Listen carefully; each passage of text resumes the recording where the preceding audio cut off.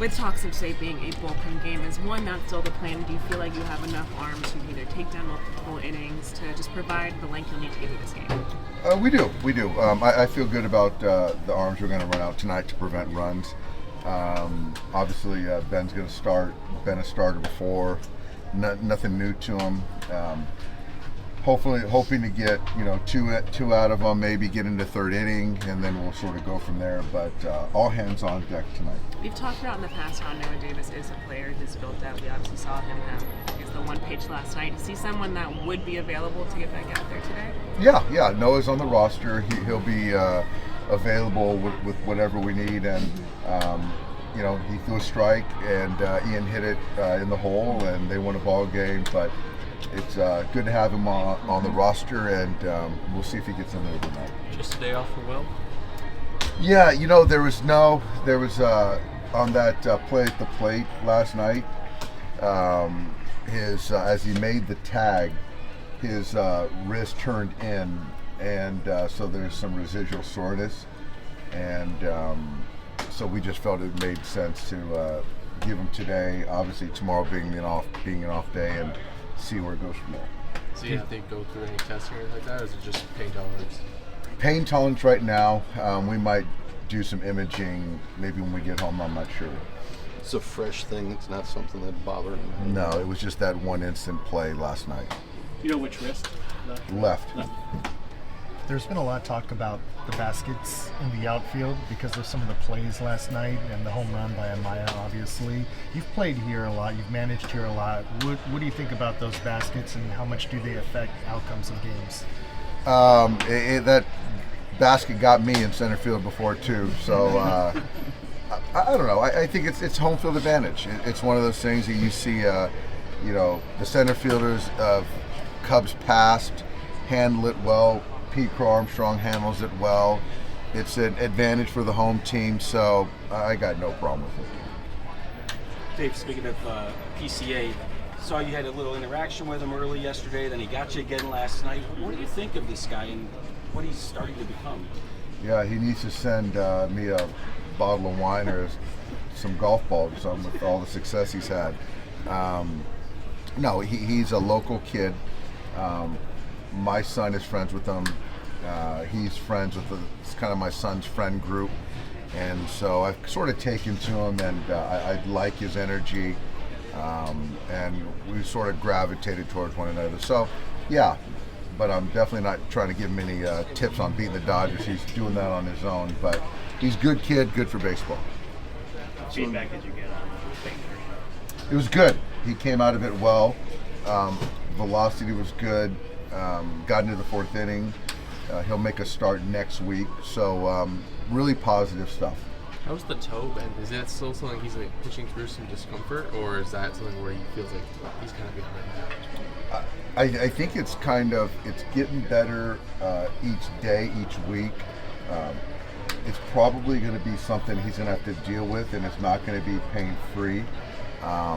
But looking at the last couple outings, there's been an uptick in velocity, which I know he's certainly mindful of, and which is a good thing. Did you get any feedback on Glasnow's bullpen session today? I didn't. I'll circle out with the pitching guys today. So hopefully, I didn't hear anything. So hopefully that means it went well. Was there anything on Blake today? You had mentioned potentially a bullpen for him. Yeah. So Blake, as he was playing catch, just didn't feel great. So right now we're gonna slow play the throwing and probably get it looked at again when we get back home. Is that concerning? I wouldn't say concerning, because part of the messaging from us to Blake is it's about later on in the season, and if there's any type of discomfort, let's not try to fight through it. And so, given, as I say this a lot, is given where we're at right now, on the calendar, not concerned at all. And even talking to Blake yesterday, wasn't concerned. After his catch play yesterday? What's that? After his catch play yesterday? Correct. Has he? Have you guys given him any sort of cortisone injection or anything like that? And is that on the table now?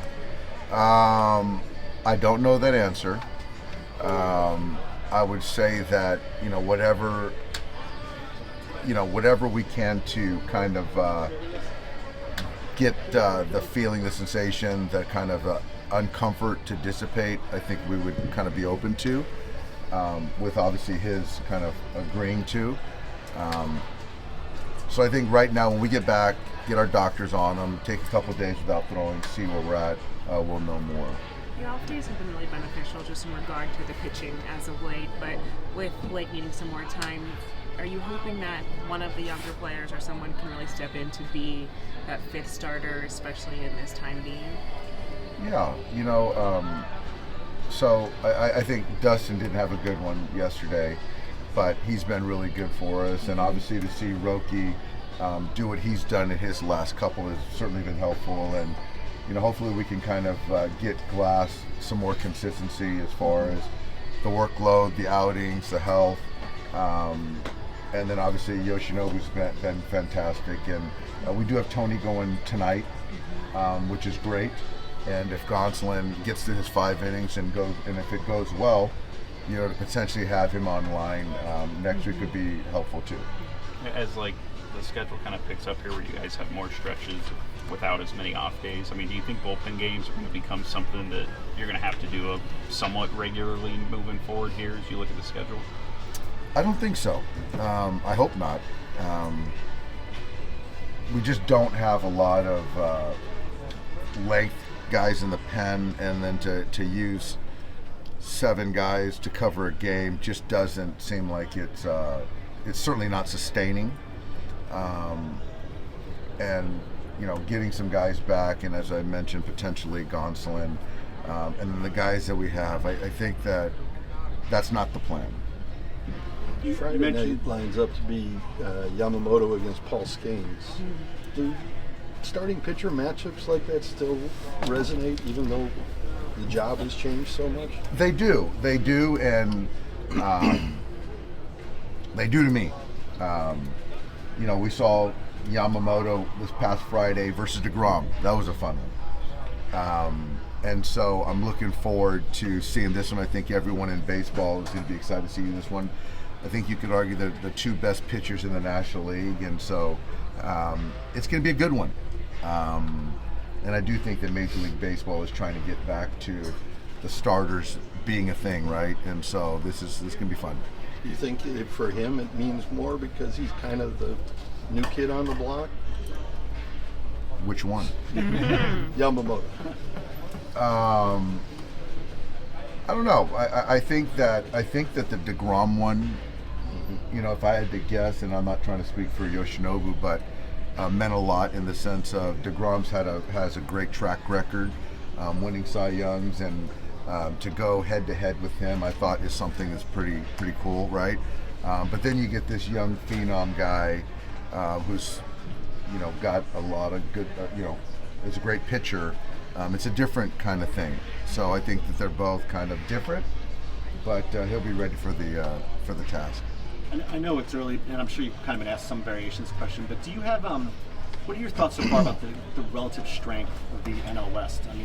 To see all 4 of those teams at the top get off to as good a start is maybe not surprise. Surprise is probably the wrong word, but what are your thoughts on kind of seeing the strength of the division right? For us, who are so close to it, not surprised. They're all very good teams. I think it's the best division in baseball. We're all sort of built differently too, which is interesting and fun if you look at the construction, the strengths, weaknesses of the 4 clubs. It's going to be an interesting season how this all plays out. Thanks, guys. Thank you. Thank you. Appreciate it. Thanks.